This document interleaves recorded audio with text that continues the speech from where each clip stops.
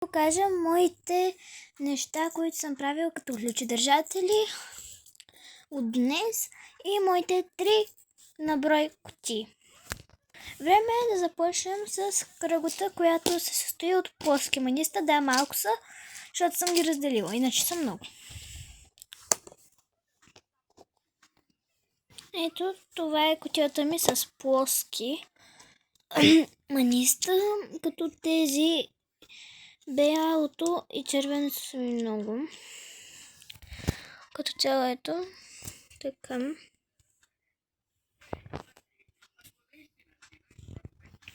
Това е едната кутия. Време е да направим, да ви си покажа и голямата кутия, която е с маниста. Така. Ето. Това е много голяма кутия, но само да предупредя, не подарявам на непознати хора, така че сори.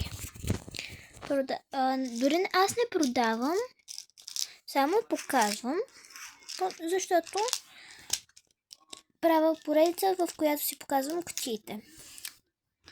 И ето това са ми нещата. Време да преминем към... Какво стана, бе? Опа.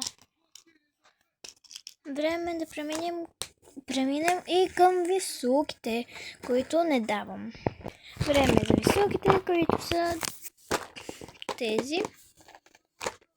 Имам много попълнение. И за това се включвам. Имам много попълнение. Като това е.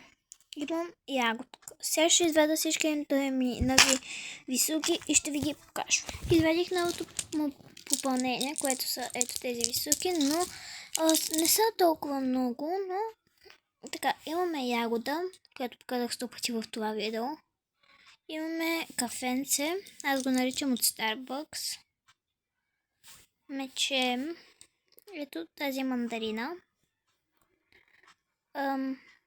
Това котенце. Сувитче.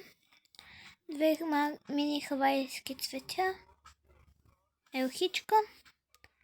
И панделка. Това са ми новите попълнения. Нека да ги сложим в кутията ми.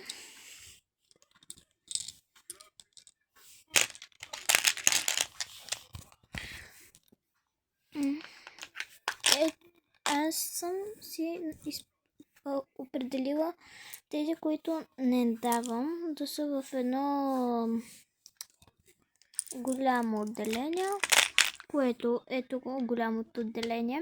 Това са високи, които не давам и елхичката така. Сега ще ви покажа неща, които направих днес. Не знам какво са, но първото е това. Това е като пръстен, сега чакайте. Да. Ето така. Така седи отзад, ето го отпред. И следващото е... Имам една къщичка, която е... така. Ето това. И това може да си го носите, мога да го нося като пръстенче. Или да си го сложа като ключодържател. Така, тази и тази. Имам 3 кутии, плюс тези неща. Ето това са моите неща. Моите 3 кутии, плюс тези, които направих днес.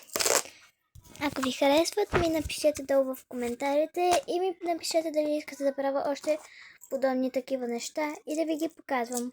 А от мен, чао и лека вечер!